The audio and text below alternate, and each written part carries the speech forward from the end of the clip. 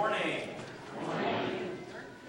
So, first week of 2017 is done. You know what that means?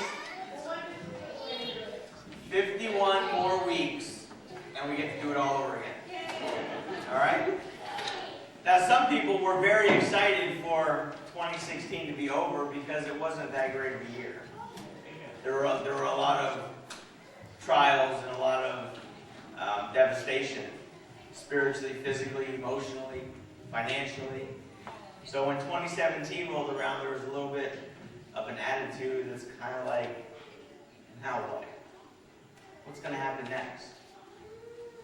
And I know as we jump into 2017, we look back at 2016 and we figure there's nothing we can change about it. It's all done.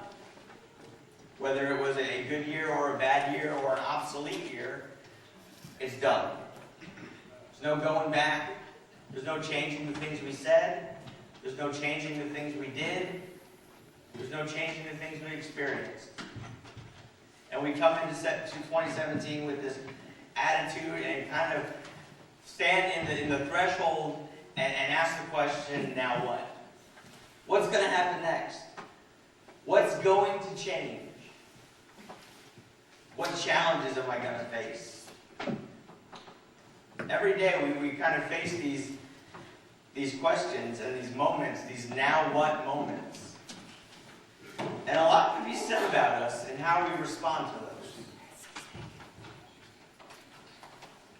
And believe it or not, our church, Flora United Methodist Church, we're faced with a now what moment today, going into 2017. Over the last 3 months or so, we've kind of explored some pretty amazing sermon series. We did a series called I Love My Church, and we talked about all the great things that this church offers, the community, the serving, all these things, and it really built up momentum going into the holidays. And then we looked at how I love Sundays, and the impact Sunday can have, how it can affect our Mondays, how it can impact our family, our finances, our eternity. We kind of looked at how important this day was, this gathering.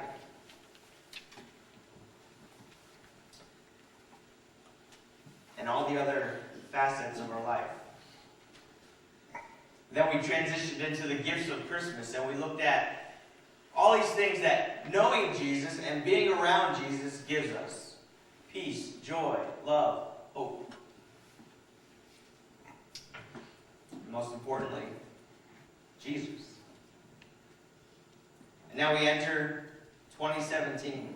And these series created momentum coming into this year. They created excitement about what was going on in our church. And they created an opportunity for us to impact our community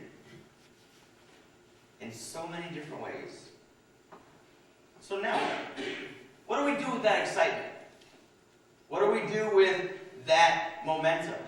What do we do with those opportunities?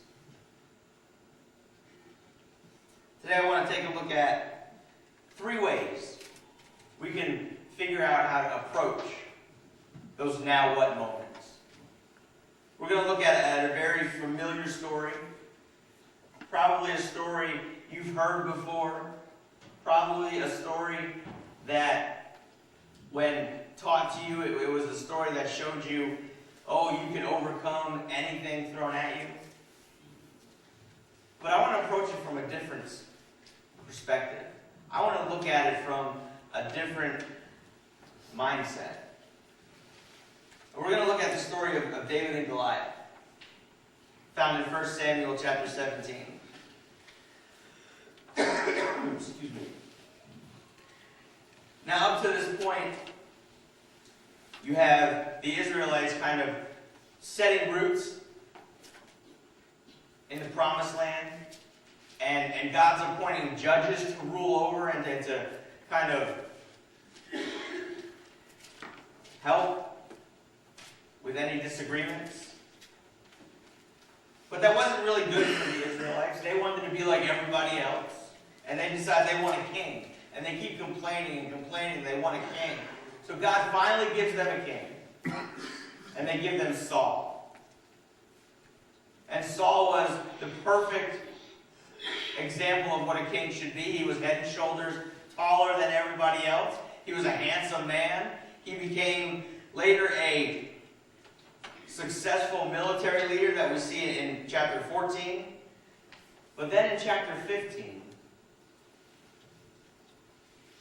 God kind of pulls back from Saul, removes his hand from him, because Saul wasn't obeying the commands of God. And then in chapter 16, we find a little shepherd boy named David. And this prophet Samuel comes to town and comes to David's father Jesse and says, I'm here to anoint the new king. Bring your sons to me so I can pick one. And David is the youngest and the smallest of all Jesse's sons.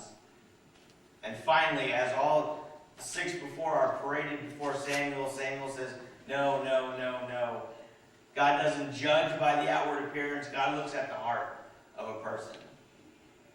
And he comes to David and he says, this is the new king of Israel. Then we go into chapter 17. To the story we all know, we all love. Verses 1 through 7. It says this. The Philistines now mustered their army for battle, camped between Soka in Judah and Azekah at Ephes-Dammim. Saul countered by gathering his Israelite troops near the valley of Elah.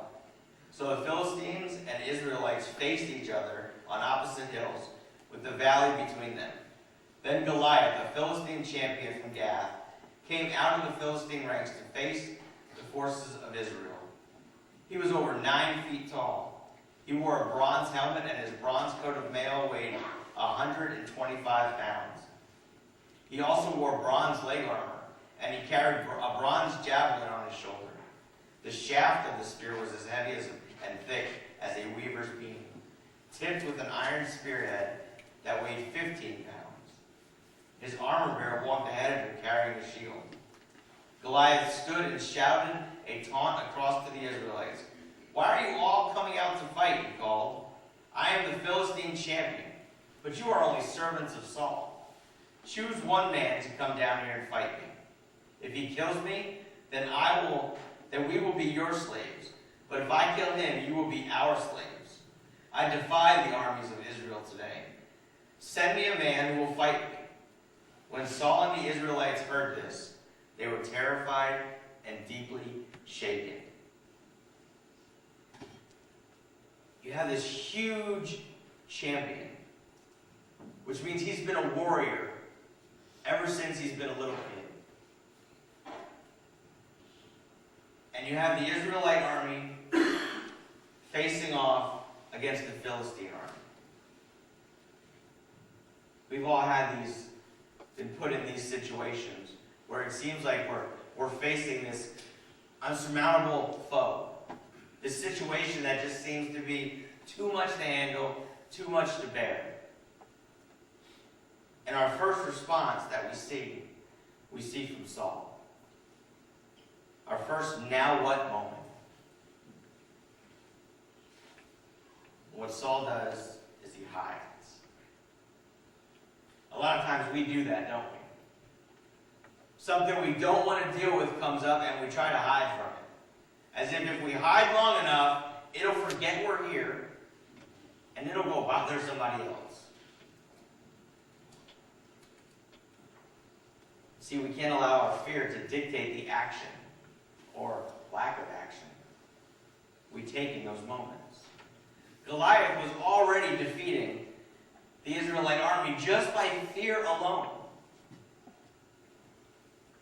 And there's a lot of times we get beaten into submission just by fear alone. Because we're too afraid to step out and do this thing that's new. To take on this challenge that doesn't seem like we can handle it. To do and get involved in this that seems more suited for other people. In Saul's now what moment, he was too afraid to move. He was hiding. What do you normally do in your now what moments? In chapter 15, as I said before, God rejects Saul as king. He kind of tears the kingdom away from Saul. And at that moment, Saul begins to lose his courage. He begins to lose his confidence. Because I would think as a successful military leader, your confidence and your courage is kind of at peak performance. But that's when God was on his side. God pulls away, and all of a sudden he's like, ooh, I don't know. That army looks pretty big. And I'm going to go over here and kind of just hang out. Maybe they'll go away. Maybe they'll get tired of waiting, and they'll just go. Saul cowers in fear. Verse 11 says that he was terrified and he was deeply shaken. In our now what moments, we can't be too afraid to act. We can't be too afraid to move forward. We can't be too afraid to do something. Because God's given us all a gift. God's given us all something. And we can't be afraid to use it when those moments present themselves. We learn another way to deal with our now what moments from David's brothers. You don't really see too much with them or about them, but in this story, if you look, you see how they respond to their now what moment. Verse 20 through 29. It says, so David left the sheep with another shepherd and set out early the next morning with the gift as Jesse had directed him. He arrived at the camp just as the Israelite army was leaving for the battlefield with shouts of battle cries. Soon the Israelite and Philistine forces stood facing each other, army against army. David left his things with the keeper of supplies and hurried out to the ranks to greet his brothers. As he was talking with them, Goliath, the Philistine champion from Gath, came out from the Philistine ranks. Then David heard him shout his usual taunt to the army of Israel. As soon as the Israelite army saw him, they began to run in fright. Have you seen the giant, the men asked? He comes out each day to defy Israel. The king has offered a huge reward to anyone who kills him. He will give that man one of his daughters for a wife, and the man's entire family will be exempt from paying taxes. David asked the soldiers standing nearby, what will a man get for killing this Philistine and ending his defiance of Israel? Who is this pagan Philistine anyway, that he is allowed to defy the armies of the living God? And these men gave David the same reply. They said, yes, there is a reward for killing him. But when David's oldest brother Eliab heard David talking to the men, he was angry. What are you doing here anyway, he demanded. What about those few sheep you're supposed to be taking care of? I know about your pride and deceit. You just want to see the battle. What have I done now? David replied. I was only asking a question. You see, in this time, the armies generally didn't supply the needs of the soldiers. Generally, their families would send out provisions of food and to kind of check in to see how they were doing to make sure their sons weren't being killed. So Jesse, David's father, sends him out to check in on the other brothers that were in the army. And so he takes the provisions out. And he hears this taunt. But David's brothers, in their now what moment, they handle it a little bit differently. They don't go and hide. They shift their focus. They ignore what's going on the battlefield. And they focus on something smaller. Something more manageable. Remember, these were the same brothers that were paraded before Samuel, and Samuel said, sorry, you're not the king.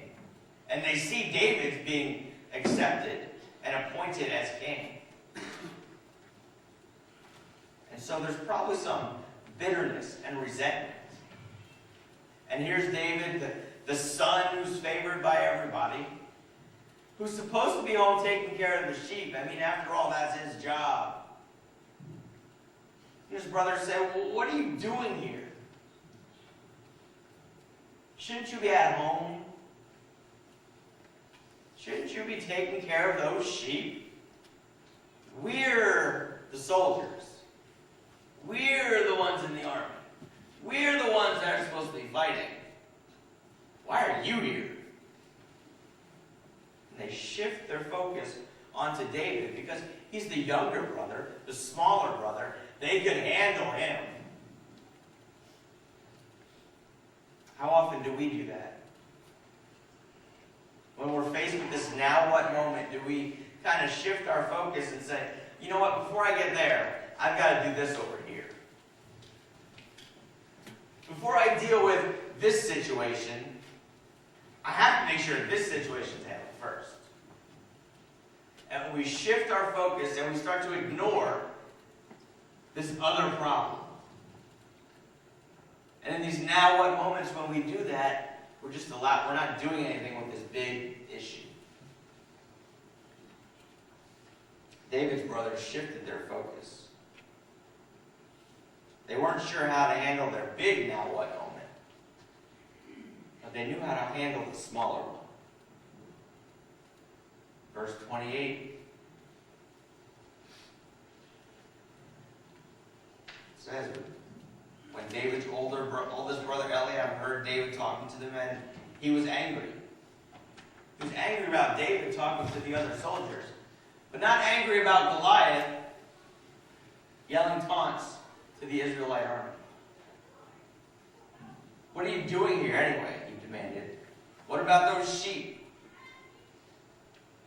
And David's response is, what have I done now? As if to say to his brother, this is your now what moment. Why are you focusing on me? You've got bigger problems out there, buddy. I brought you food. Came to check in to see how you were doing. Another thing we can't do when we're faced with our now what moments is to shift focus away from it. If you're facing something challenging in life, whether it's a decision, whether it's a circumstance, whether it's a relationship or whatever, don't shift your focus to something you think is easier to handle. All that does is leave the giant on the battlefield. It doesn't help. We learn our third way to deal with our now what moments from David. Verses 38 through 50. Excuse me. Then Saul gave David his armor, a bronze helmet and a coat of mail. David put it on, strapped his sword over it, and took a step or two to see what it was like, for he had never worn such things before. I can't go in these, he protested to Saul. I'm not used to them.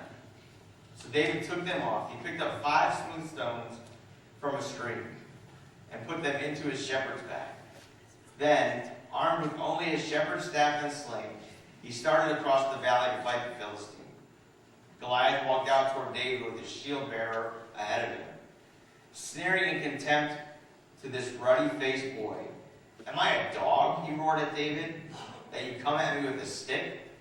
And he cursed David by the names of his gods. "Come over here and I'll give your flesh to the birds and wild animals," Goliath yelled. David replied to the Philistine, "You come to me with sword, spear, and javelin, but I come to you in the name of the Lord of heaven's armies, the God of the armies of Israel, who you have defied. Today the Lord will conquer. and I will kill you and cut off your head, and then I will give you the dead body of your men to the birds and wild animals. And the whole world will know that there is a God in Israel, and everyone assembled here will know that the Lord rescues his people, but not with sword and spear. This is the Lord's battle, and he will give you to us. As Goliath moved closer to attack, David quickly ran out to meet him. Reaching into his shepherd's bag and taking out a stone, he hurled it with his sling and hit the Philistine in the forehead. The stone sank in, and Goliath stumbled and fell face down on the ground. So David triumphed over the Philistine with only a sling and a stone, for he had no sword.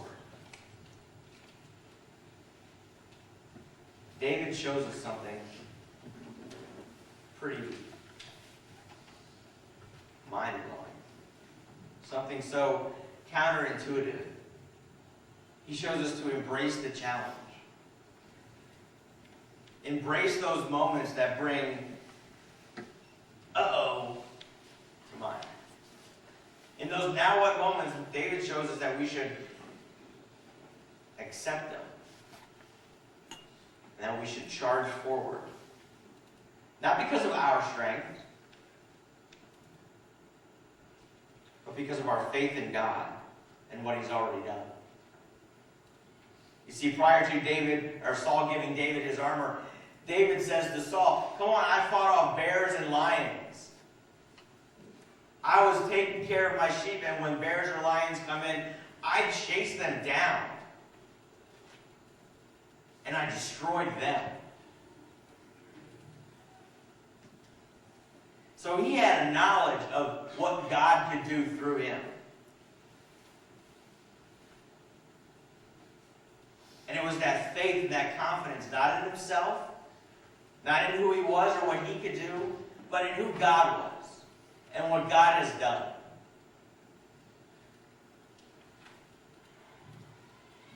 You see, what's really interesting is a lot of people look at this story and they put themselves in the spot of David. And they say, God will give me the strength to defeat whatever's in front of me. And in some sense, that's true. But the truth is, if you really look at the story, we are more the Israelite army.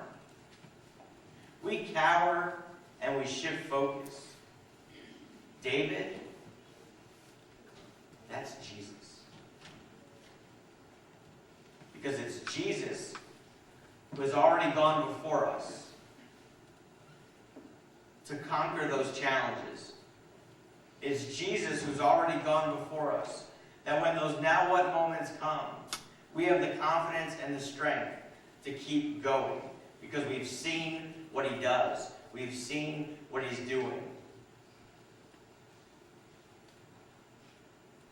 Mark 9:23, Jesus says, anything is possible if a person believes. So if you believe that Christ on the cross has already defeated anything and everything you will ever face, then those now what moments are possible to overcome.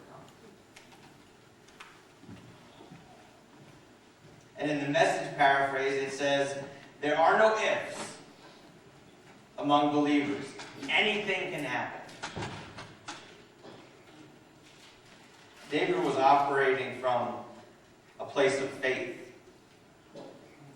in what he knew to be true, because he had seen how God has already been faithful in his life. Examine your life. Where has God been faithful to you? Large or small, I guarantee it. He's been faithful. And if you look, you'll see it. And it will be that faith and that confidence in what he will do that will push you further in those now what moments. David was allowing his faith to guide him, not the opinions of what others thought or who others thought he should be. At that moment with Saul's armor, he says, I'm not used to this stuff. This isn't me. I'm not a soldier. And he goes and he picks up 5 smooth stones. And you might think, if he knew he was going to defeat Goliath, why did he need 5? The Bible said he just used 1. Why did he pick up 5? What you also don't see in this story is you don't ever hear God telling him to go do this. It was his confidence and his faith in what God would do that led him to do it.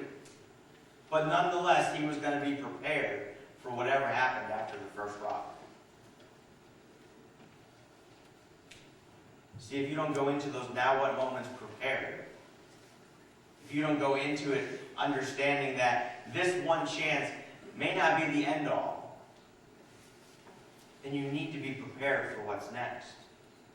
But have faith that God will give you the courage and the strength to get through it. Because he's already beaten everything. He hung on the cross to do that.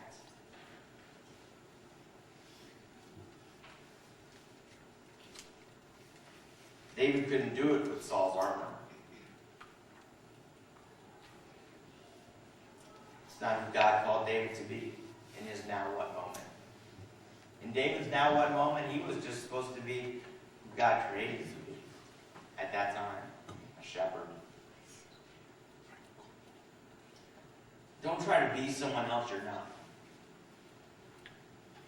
If in your now what moment you start thinking, what would so-and-so do at a time like this? They probably do something totally different because they're not you. God created you to be you. Do what God has called you to do with what God has given you. So now what? We're in the new year. We've just come out of a very encouraging and inspirational end of the year as far as our church goes. So now what? What will you do with your life? What will you do with your relationships? And what will you do with your church?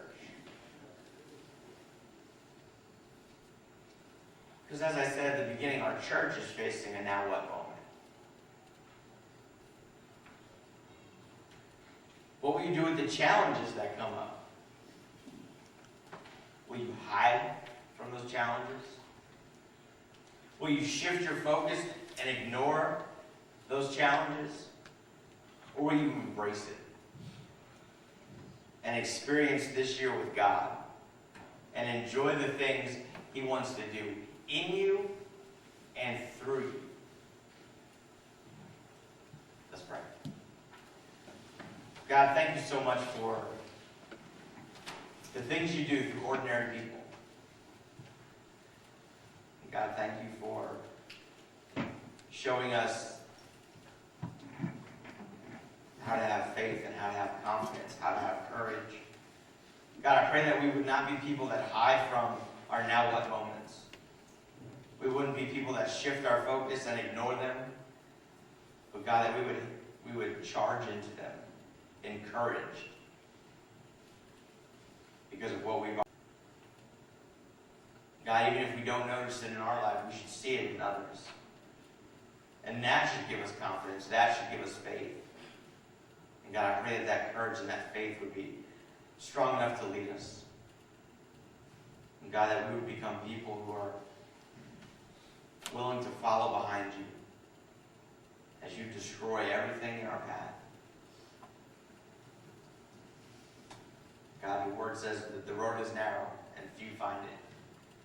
God, I pray that we would be the people on that road who have found it, leading others to it. God, we thank you so much for doing that. It's in Jesus' name we pray.